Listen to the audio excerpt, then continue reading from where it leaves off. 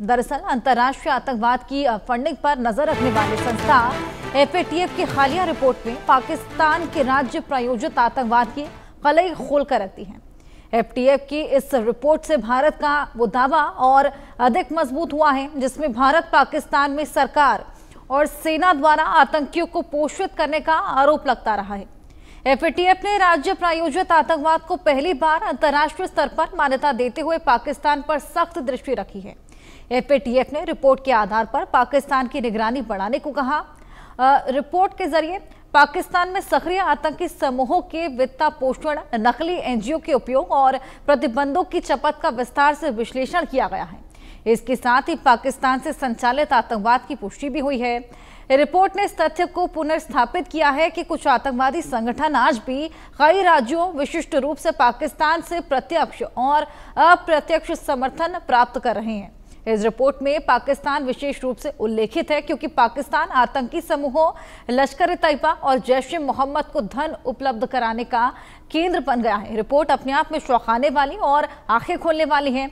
FATF की ताजा report से भारत के दावे पर अब मुहर लग गई है। FATF ने पाकिस्तान से संचालित आतंकवाद की पोल खोल कर रख दी है। रिपोर्ट में हुई पाकिस्तान से संचालित आतंकवाद की अब पुष्टि।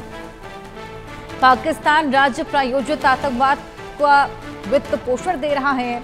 FATF ने आतंकियों पर कार्रवाई नहीं होने पर नाराजगी भी जाहिर की है। तो FATF की रिपोर्ट, जिससे तमाम बड़े खुलासे देखने को मिले, चाहे वो गोरखनाथ मंदिर पर हमले को लेकर जिस तरीके से पेपैल का इस्तेमाल या फिर जिस तरीके से ई-कॉमर्स वेबसाइट के इस्तेमाल से आतंकवादी अब ट्रेडिशनल मेथड से हटकर अब डिजिटलाइज हो चले हैं, डिजिटल मेथड्स का इस्तेमाल कर रहे हैं, जो कि अपने आप में एक बेहद बड़ा कंसर्न।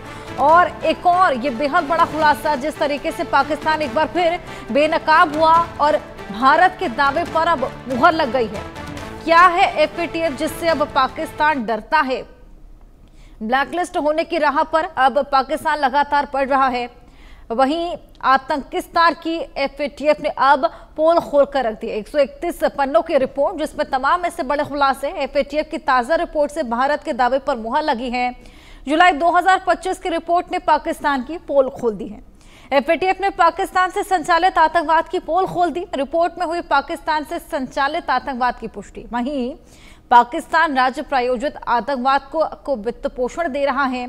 FATF ने आतंकियों पर कार्रवाई नहीं होने पर नाराजगी जाहिर की। मसूद अजहर, हाफिज सईद और साजिद मीर जैसे आतंकियों पर कार्रवाई नहीं होने पर नाराजगी भी है। FATF की पाकिस्तान पर अब सख्त नजर है। FATF ने रिपोर्ट के आधार पर पाकिस्तान की निगरानी बढ़ाने को भी कहा है। अब पाकिस्तान में सरकार और सेना पर आतंकियों को पालने का आरोप भी लगाता रहा है FATF।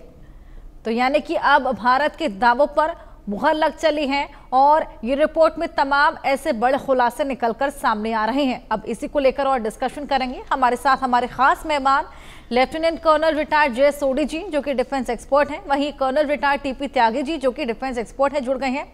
बहुत स्वागत है सर आप दोनों का।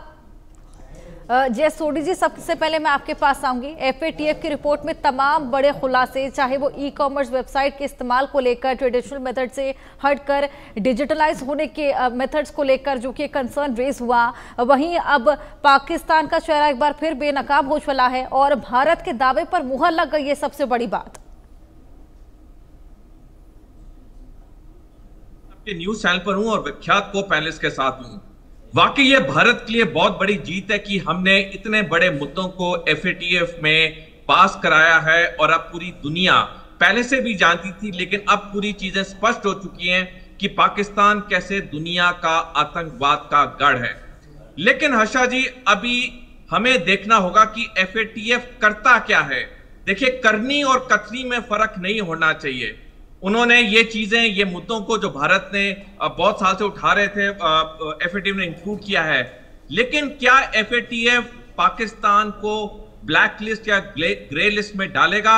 सबसे बड़ा प्रमाण तो FATF की इफेक्टिवनेस का ये होगा, क्योंकि हमने देखा कैसे पाकिस्तान पिछले 45 साल से भारत में आतंकवाद को समर्थन करता है। पहले 15 साल पंजाब में 1980 से 1995 और फिर 1989 के एंड से लेकर अब तक 36 साल से ज्यादा हो गए हैं पाकिस्तान जम्मू कश्मीर में आतंकवादियों को भेज रहा है।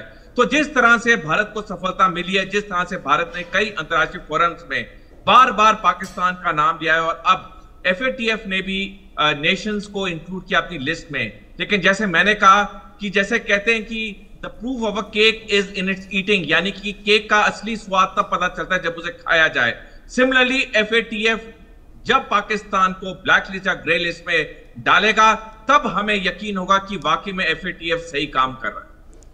बिल्कुल। टीपी त्यागी जी, आपको क्या लगता है FATF जल्द ही अब पाकिस्तान को ग्रे लिस्ट में डालेगा, या जिस तरीके से FATF ने अभी कहा है